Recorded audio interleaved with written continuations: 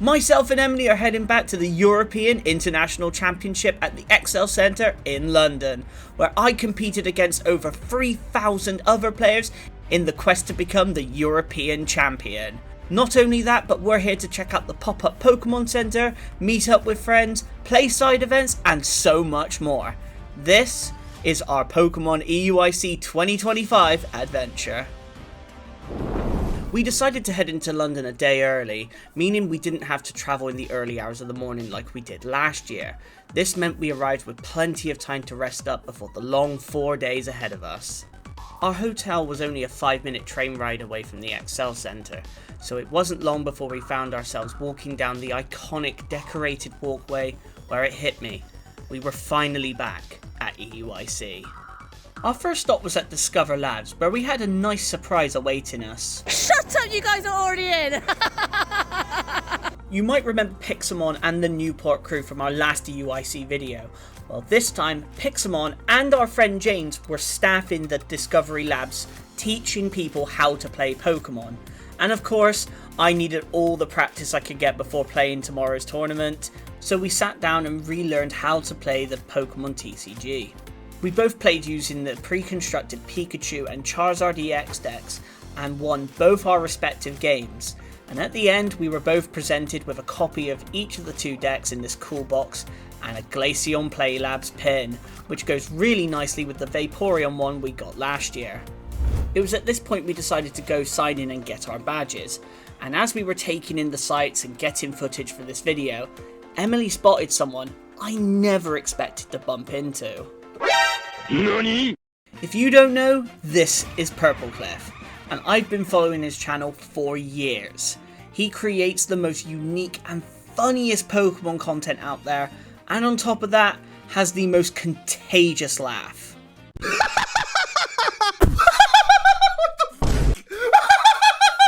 And of course, we had to get a few words from the man himself. My channel now, I've taken it over. Listen, we're going to be opening up 10 trillion packs in our next video.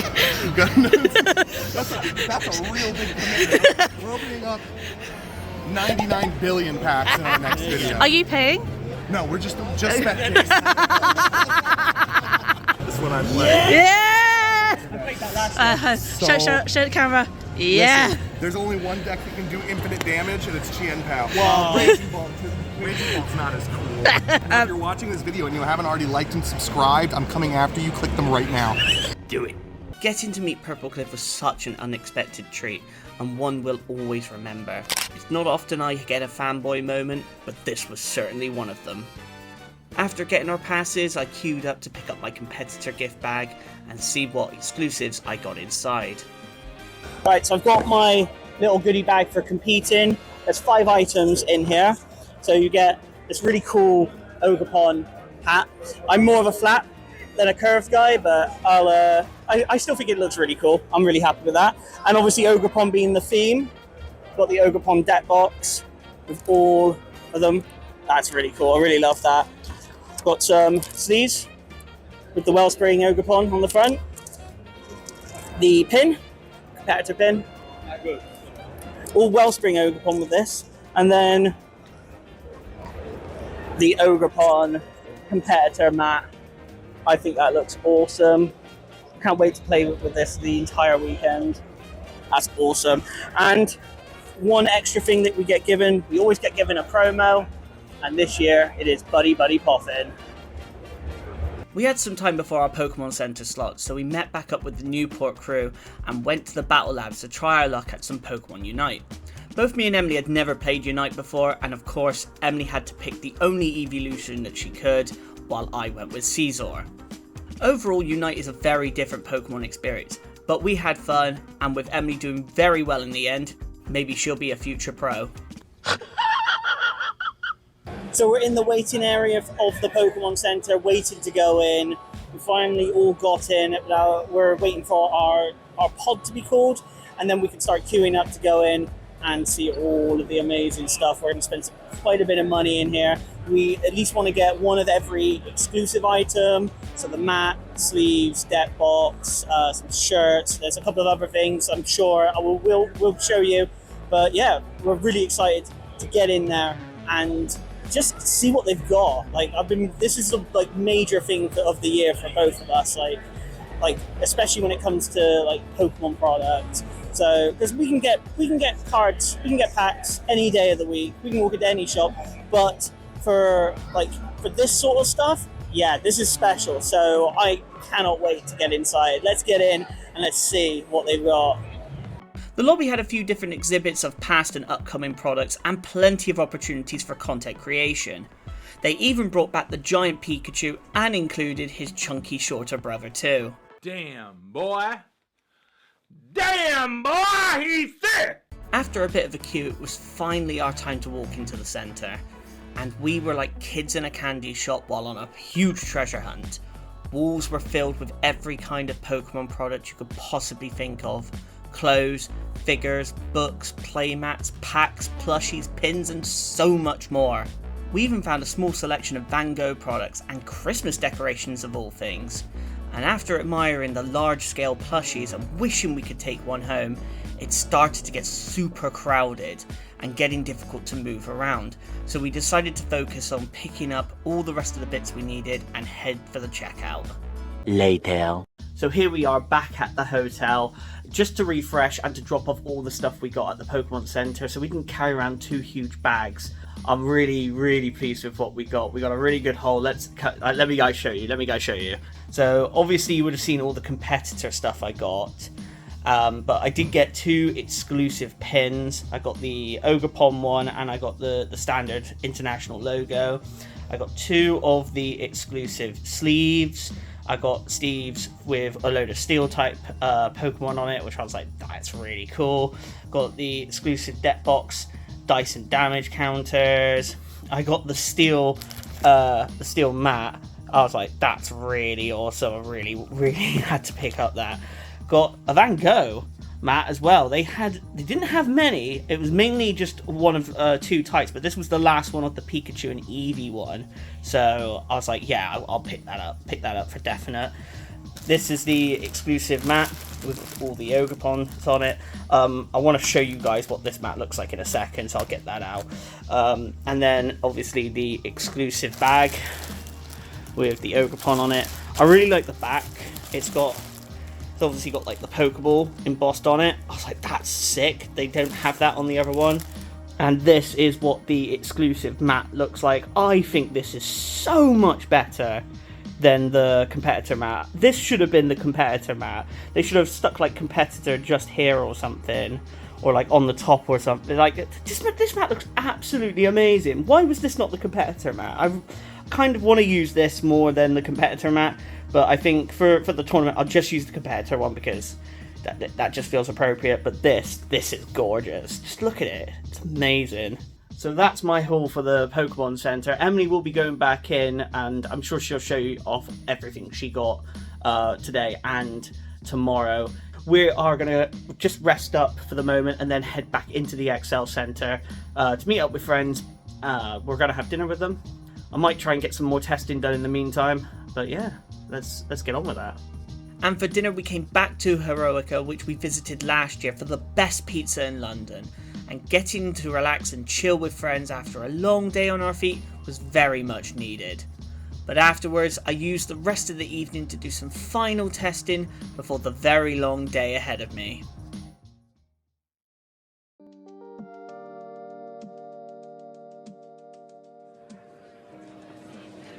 I'm about to pop into the Pokemon Center at 8:30, a nice early slot. And that means you could go to the opening ceremony. Opening ceremony starts at 9. So I've got time to get the booth. Yeah, I've got time to re-sleeve my deck. That's good. Sure. Are you nervous? Yeah, of course I am. You'll smash it, don't worry, okay?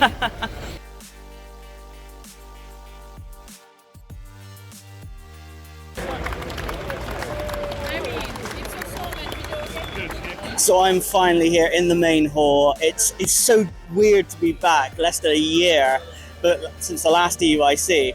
But the feeling is just the same. I'm in awe of what they do every year here at EUIC, and apparently there are 3,500 other players competing, so the competition is stacked. But Oh, I can't wait to get started. But yeah, this is just, I'm in awe, honestly. Let's find a seat. Let's re-sleeve my deck and get started. And yeah, see you after round 1. It's early bird Pokemon Center time with the legend Pixelmon! Are you excited, babes? Woohoo! Are you ready to spend lots of money? Let's go shopping! Wow!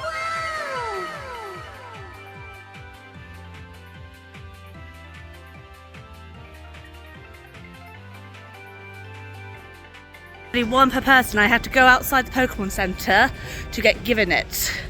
So here it is. It's one per customer. Say aye, duck. Can I get say aye? Duck. Yay! Say aye.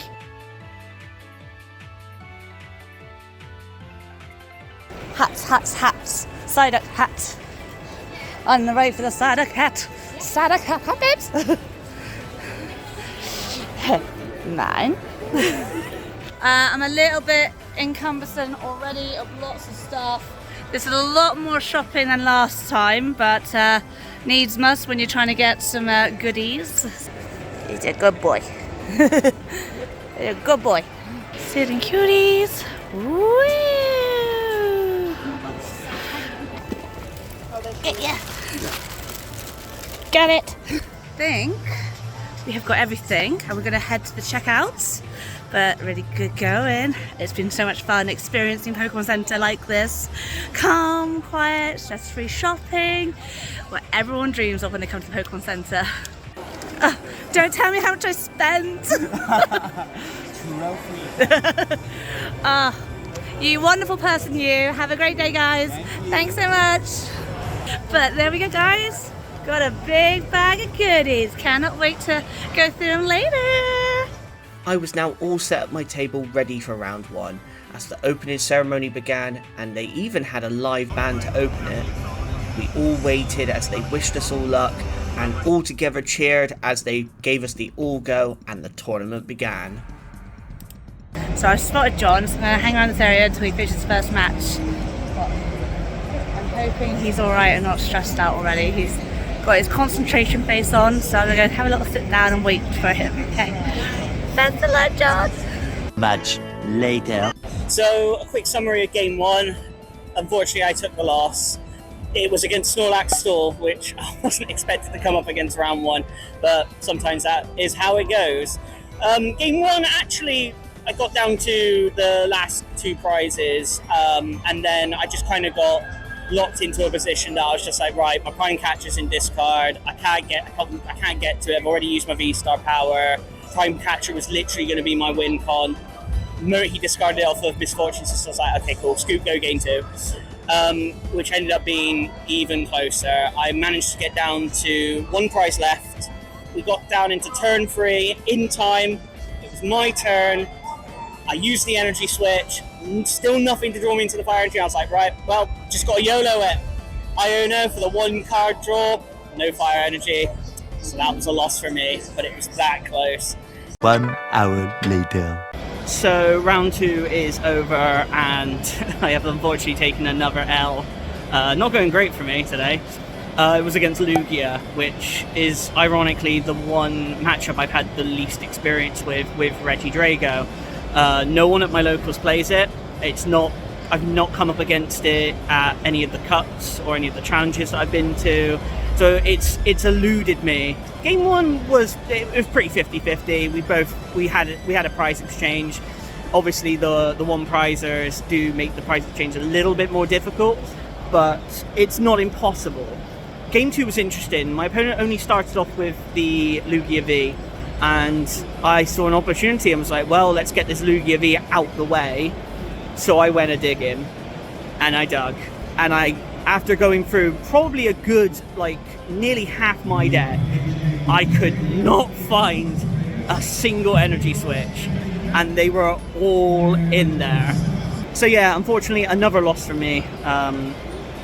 It can only get better, surely. Meanwhile, So I'm going to be playing in my first side event of EUIC. It's called a battle booster, so we get given some cards, we build a deck, but after every round we get given another booster so we can boost our deck. So that'll be really interesting what's happening. It's nice and official with that on RK9 and stuff, and the little slits with our name on, so it's very much like a TCG event. So I don't know how many points I'll get, so I'll update afterwards and let you know how it goes. On there, like basically first match, we had one pack and the guy pulled a Serena GX. I pulled nothing. I pulled absolutely nothing. The best thing I had was Executor.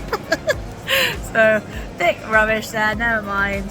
So next round I am on the bye and the players are all getting settled, but look what's sitting beside me. It's a giant Marie. It belongs to this guy here, so it's freaking adorable. I really want it. Look at it. It's so huge. She's so big. It's a good breed.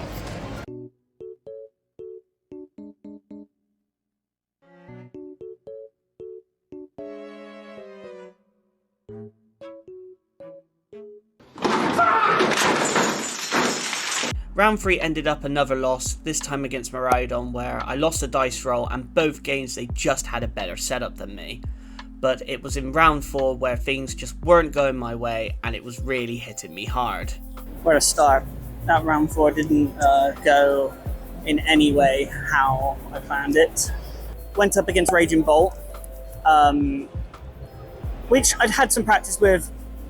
It was fine. Like, we played the game 1, it came down to a 50-50 on I needed to draw the fire energy, and I didn't draw it. It's fine. It was last 2 cards. I was like, that's fine. It's still really close. Let's go game 2. Shuffled up everything. Started my turn. It was my first. I was turn 1, and I started off with an Ultra Ball search, and then realized, oh no, I've got one of my opponent's cards in my deck. So obviously judge had to be called. It ended up being a double loss for both of us, and because my opponent had won game 1, he got the overall match win. My opponent actually took my side and went, that's really bull, I want to appeal. He was great actually. So we had a head judge come over, and yeah, they wouldn't. That was the decision made. Everyone around us actually was saying that seemed really, really harsh. But I get it. This is at like top level competitive. They have to be consistent. So I don't blame them for their decision. I'm more angry at myself that I didn't catch it before starting the next round. I've got loads of time to kill now.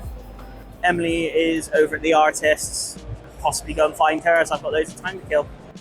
The Artist Gallery was something quite special, showcasing 4 of the artists behind some of the most iconic cards we all know and love.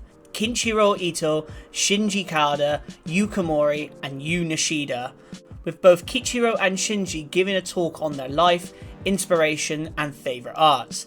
Unfortunately, they were pretty strict about filming while the seminar was happening.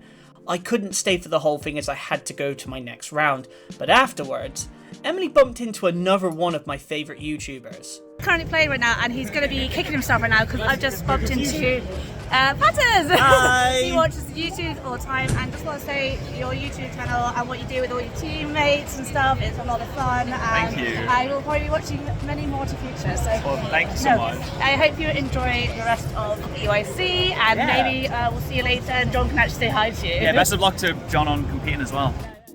So it's been a while since I've done an update on my rounds. I've just finished round 7, and finally we can say we haven't lost the last 3 rounds. We have done 2 wins and a tie. So yeah, my record is not great. If I can just get 2 more wins, then I'll be technically 50-50. Like 4 wins, a tie, and 4 losses. I'm trying to keep optimistic. So yeah, I think that's that's the goal now. Get 50-50. Don't get any more losses, and I can say I can end the day on at least a high note. But yeah, so far we're getting back on the high road. So, but yeah, I'll keep you guys updated. Hopefully round 8 and round 9 are positive. Much later. It's 9 o'clock at night. It's been a long day for John, and bless him, I am extremely proud. He has done his best. Unfortunately, it may not be going to day 2, but I'm so proud of him for actually just continuing on and playing every battle day. He didn't drop.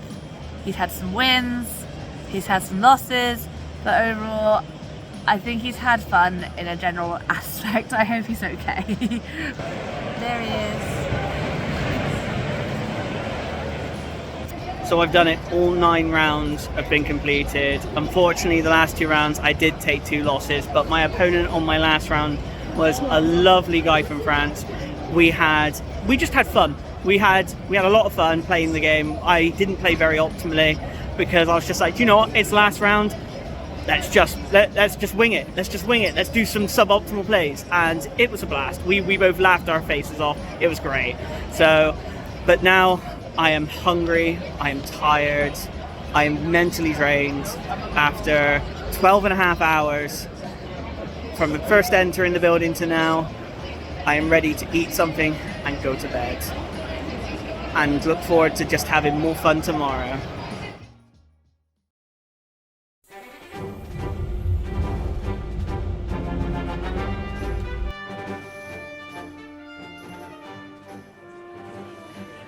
So it is Saturday, we are back here at the Excel Centre. We're mainly doing side events, I believe, today, but we are starting our day off going and seeing a seminar of Yukimori. Oh, it's a panel, lots of questions being asked, inspiration behind her art, you know, a bit of history about her, so I'm really looking forward to that. Yeah, this is mainly for you. Oh, but she's amazing!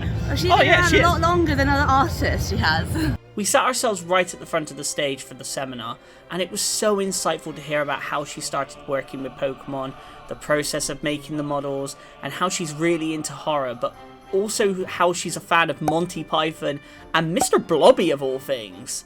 They even changed around 2 of her clay models in the display, which was really cool to see. After the seminar, we moved on to play some side events, and of course we had to do some pack battles.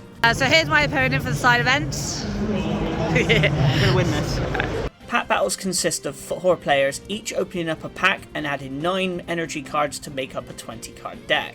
Any basic can evolve into any Pokemon, and all energies are counted as all types. And then each player will have a best of 1 across 3 games, and with each win will net you more prize points at the end.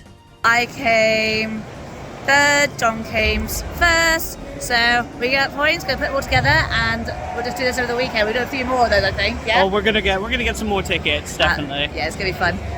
It was here we bumped into Molly from the Newport crew, and we really wanted to give the raid battle a shot.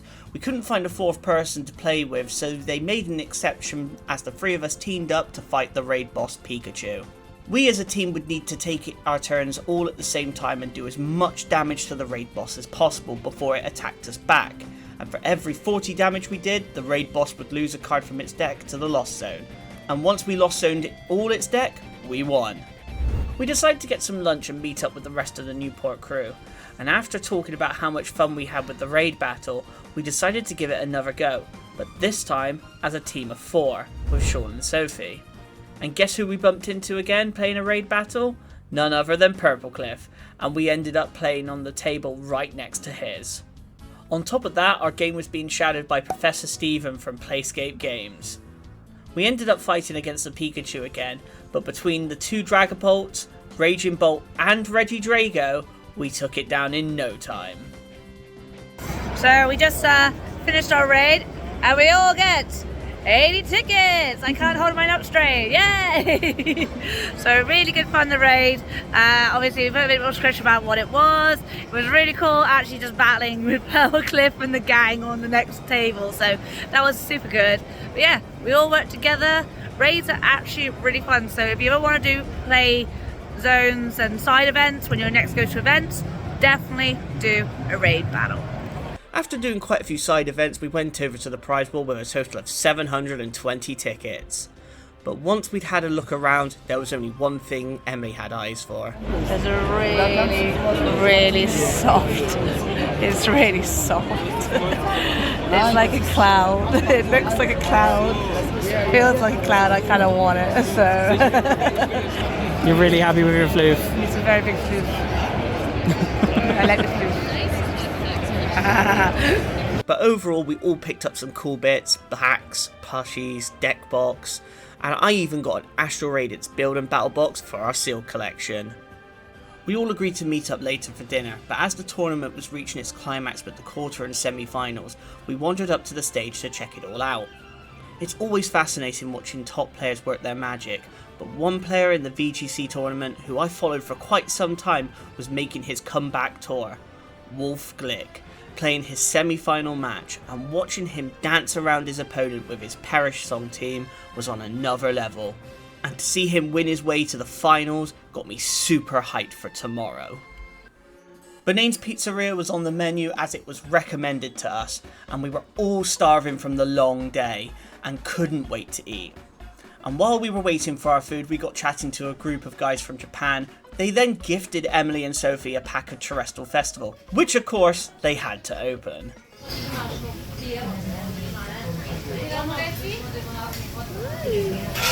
Sorry.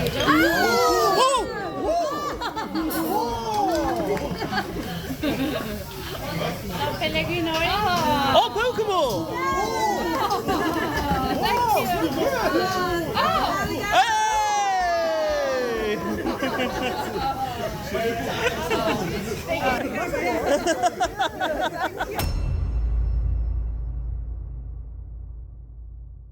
Starting today off right with a proper English breakfast to give us both the energy we'll need for the final day, and making sure to head out nice and early to get in line at the Play Labs for a secret EUIC exclusive. We're here for the Pokemon Go. Get that Pikachu pin? Yes, and I am excited because he's never played Go. No. And we're both experienced. Pokemon Go is just one of those games I never installed on my phone, so completely missed the Go boom back in 2016.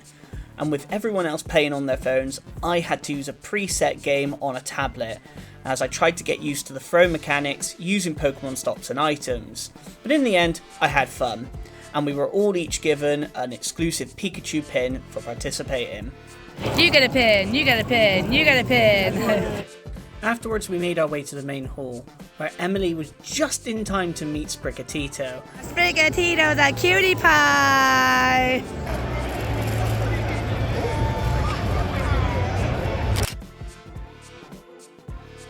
Heading up to the main stage, we made it just in time to catch the Juniors TCG finals, Lugia versus Dragapult.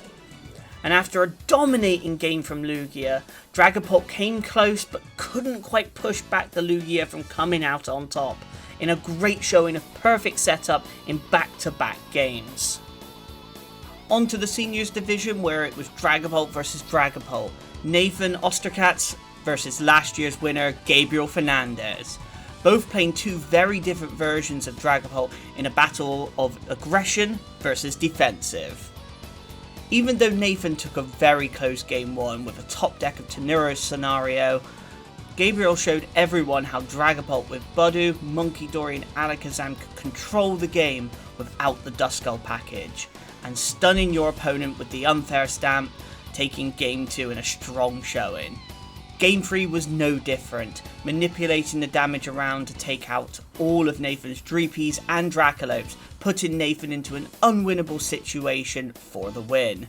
A well-deserved victory, making Gabriel a back-to-back EUIC champion.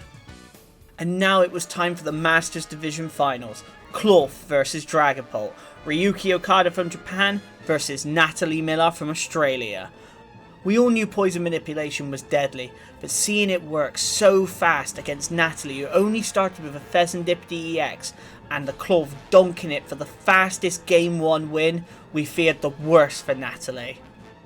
But Game 2 was the intense finals we all wanted, where both players showed off all their knowledge and skill, with the game coming down right to the wire, where Ryuki had a free prize lead before Natalie masterfully moved damage around the board to take a 5 prize turn and take Game 2.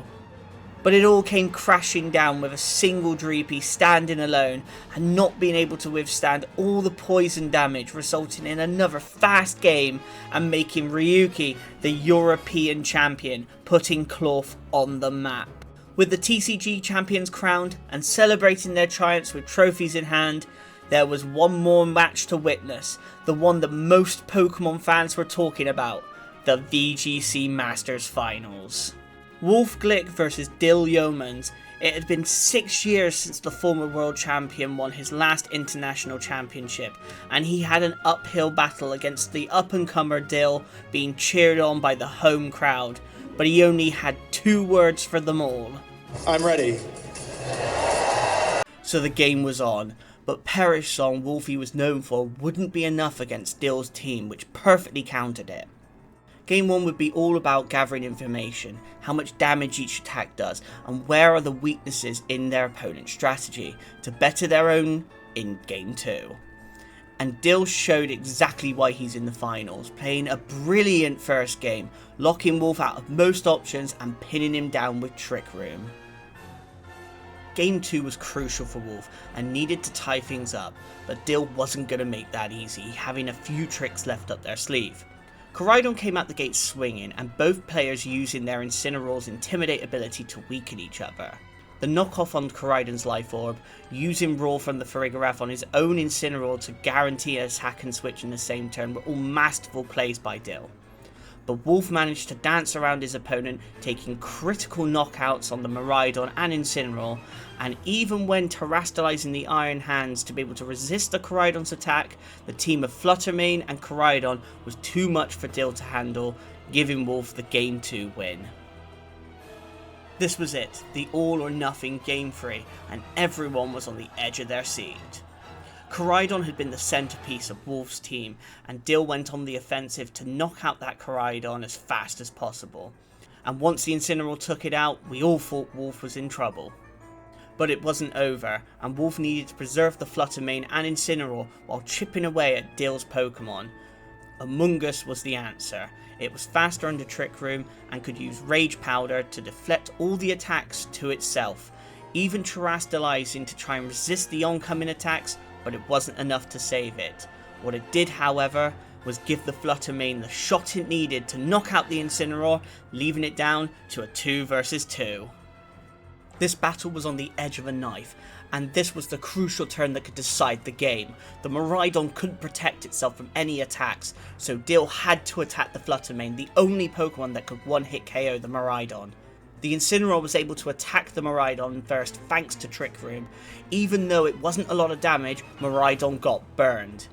Yes, the Fluttermane went down, but the burn damage put it in range for a knockout in the next turn, leaving only the Farigiraf that couldn't damage the Incineroar due to its dark typing, giving Wolf not only the win, but his second international championship and his spot at Pokemon Worlds.